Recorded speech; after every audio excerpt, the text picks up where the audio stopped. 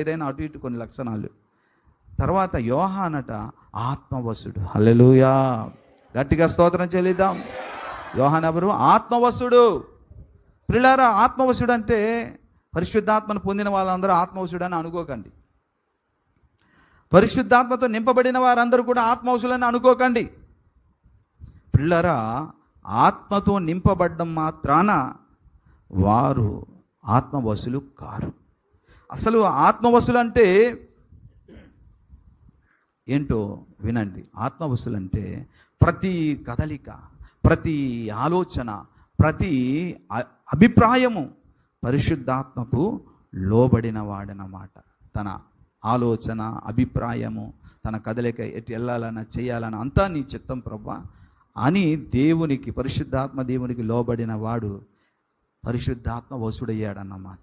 ఇంకా నాదేమీ లేదు, నువ్వే పరిశుద్ధాత్మ దేవుడు అతను వశపరుచుకొని తానేమి చేయించాలి ఇతని చేత చేయిస్తా. వారు ఆత్మవశుడు. హల్లెలూయా, హల్లెలూయా.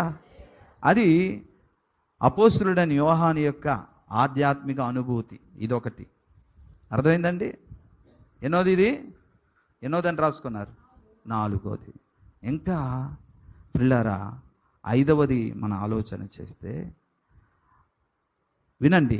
ఆత్మవశుడైనటువంటి అపోస్తలుడైన యోహాను దేవుని యొక్క మాటను, దేవుడు మాట్లాడుతుంటే దేవుని మాటను విన్నాడు. అంటే దేవుని స్వరాన్ని వినే చెవులు కూడా అతనికి ఉన్నాయన్నమాట. హల్లెలూయా.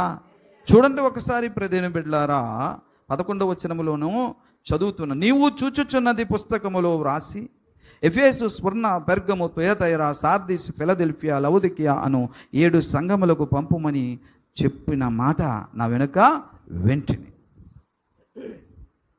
వింటిని అంటున్నాడు.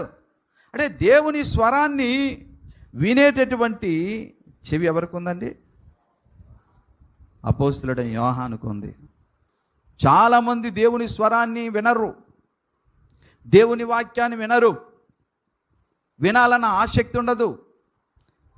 దేవుని స్వరాన్ని వినేటటువంటి చెవి యోహానుకున్నట్లుగా ఆ ప్రత్యక్షతలు అర్థం అవ్వాలంటే ఆయన స్వరం వినే చెవి మనకు ఉండాలి. యోహానికి ఆధ్యాత్మిక చెవుడు లేదు, ఆధ్యాత్మిక చెవుడు లేదు. యోహానికి దురద చెవులు కూడా లేవు. ఇది వరకు దేవుడు చాలాసార్లు చెప్పారు. ఆత్మ సంగములతో చెప్పుచున్న మాట చెవుగలవాడు